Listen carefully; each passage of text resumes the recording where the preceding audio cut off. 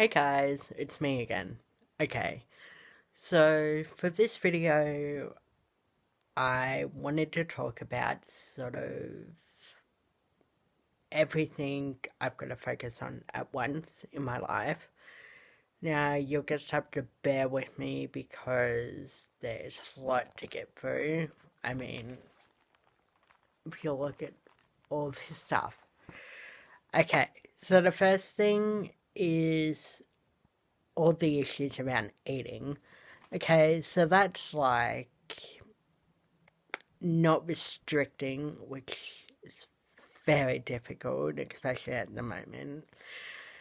Then you have to deal with all your fear foods, kind of foods that you just avoid, scared to eat. You know what I'm saying? And then there's the anxiety of doing your food shopping and cooking the food. And it's not just eating the food. You need to eat a variety of food to get on the nutrients and everything, which can be very difficult. Especially now, I pretty much live on chicken schnitzel. So, working on that, well, trying to work on that at the moment. Sorry. And then I also have to deal with, I've had issues with self-harming in the past, which I haven't done for a few months. Yay. But that's always just in the back of your head when things get stressful. And not purging. My god, guys, that is a big one. Like, I used to purge several times a day. That was for a very long time. So that's sort of hard to stop doing. That's my obsession with numbers. So, like, you have to deal with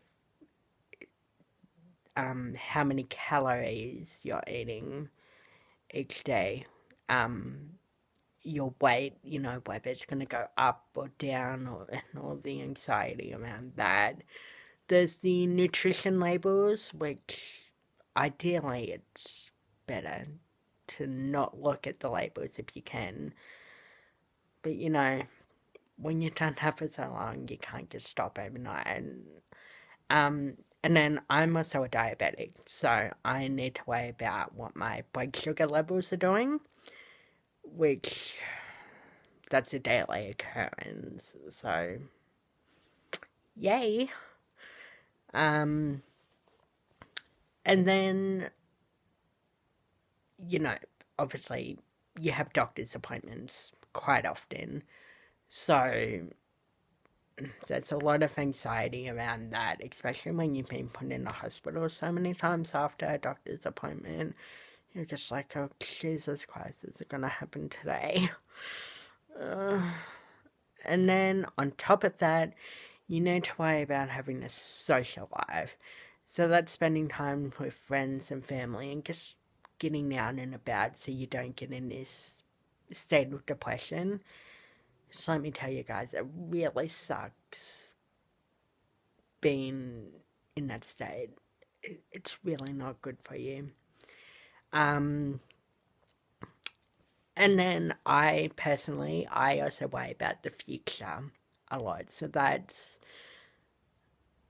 worrying about recovery and if I'll ever be able to recover from my eating disorder. But that's also wanting to go back to studying once I work out what the hell I want to do with my life.